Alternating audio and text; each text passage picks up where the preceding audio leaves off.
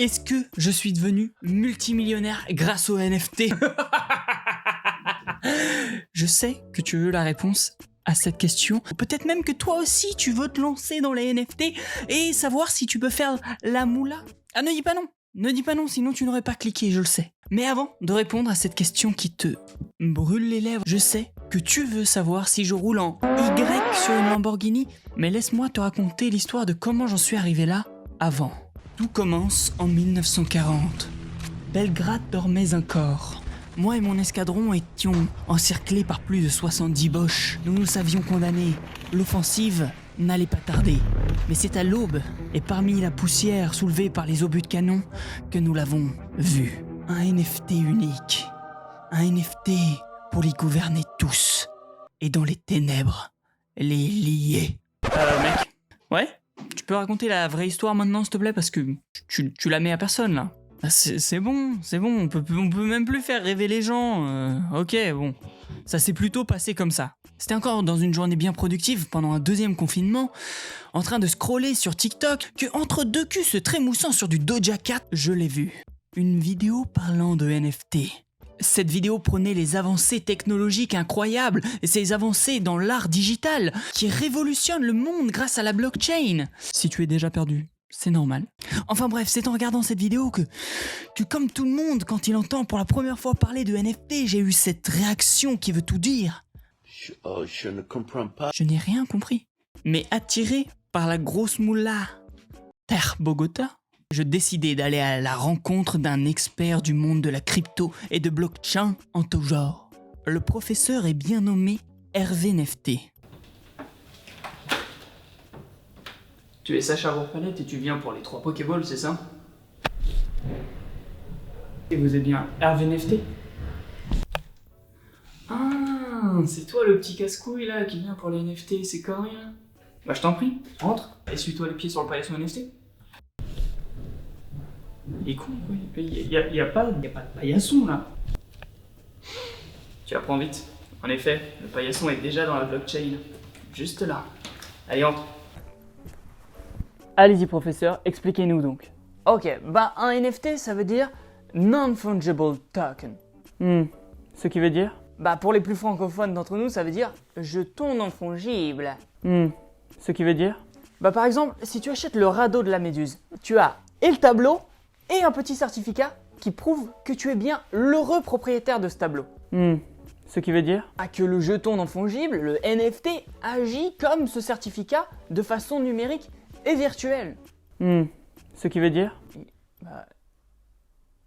Il est con lui ou quoi? Je viens de te le dire.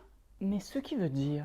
Je viens de te le dire, c'est tout ce qu'il y a à savoir sur les NFT en vrai. Si je comprends bien, cette œuvre, elle est numérique. Tout le monde peut la voir sur internet, la dupliquer et la voir chez soi. Tu as tout compris. Cours au grippoil. Je sors de cette interview plus déconcerté que jamais. Qui au monde pourrait être assez con pour acheter une œuvre numérique que tout le monde peut screenshotter et posséder également? J'ai alors commencé des recherches plus approfondies sur les NFT. Et j'en ai conclu 2 choses. 1. Les gens qui achètent des NFT aiment beaucoup les pixel art très laids. Non mais sans deck moyen je peux faire ça les frères. Et qui achète ça? Qui achète ça? Qui? Pourquoi? Non, c'est non. Et 2. Est-ce un délire zoophile ou un retour aux sources?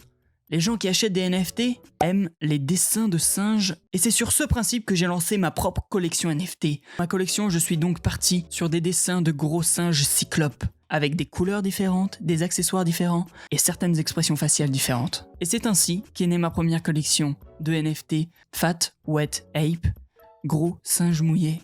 Et oui, encore une collection de singes. En même temps, si tu vas sur OpenSea, le site qui vend les NFT, il n'y a que ça. Et après plus de 30 heures de travail, des designs exceptionnels, j'ai enfin mis en ligne ma première collection NFT. Et mon Dieu, après une semaine, rien. Pas un like, pas un achat, rien. Je crois même pas une vue, peut-être pas. Et voilà, maintenant, tu sais tout. Et tu as la réponse à suis-je devenu millionnaire grâce aux NFT? Alors, en conclusion, je dirais que les NFT, c'est pour les gens très riches. J'entends par là qu'en fait, qui possèdent des NFT très chers à 200 000 $, bah des grosses restars en général, pas que. Et ça sert surtout à montrer socialement un peu ton classement, j'ai l'impression. Et surtout, à pouvoir flex en disant, oui, je peux lâcher 200 000 $ dans une image numérique que tout le monde peut copier, screenshotter et avoir aussi. Parce que je pèse énormément d'argent. Je suis trop riche, je sais pas quoi en faire. Ou alors pour les gens qui s'y connaissent vraiment bien, qui font de l'achat-revente, oui, on peut se faire des couilles en or, il y en a qui l'ont fait, moi non. En même temps, si ma collection n'a pas marché, c'est peut-être parce que les dessins n'ont pas plu, mais aussi parce que je n'ai fait aucune promo, je n'ai pas créé de Discord, je n'ai pas créé d'Instagram. Ouais, je compte avec mes doigts, putain, je suis un vieux comme ça. 2, 3, 4... Ok, renseignez-vous beaucoup avant de vous lancer là-dessus, il y a beaucoup de risques de perdre de l'argent. À titre personnel, je ne vois aucun intérêt d'acheter des NFT, bien qu'il y ait certaines NFT qui te donnent l'accès à des sites exclusifs, à des morceaux de musique exclusifs. On a même eu Levis qui avait fait un NFT qui permettait d'assurer ton jean à vie, donc ça c'est plutôt cool. N'hésitez pas à me dire ce que vous pensez vous des NFT, si vous avez compris un truc au NFT, si vous allez vous y mettre, n'allez pas les acheter. Mais je vous mets quand même le lien de ma collection, juste pour que vous puissiez vous rincer l'œil.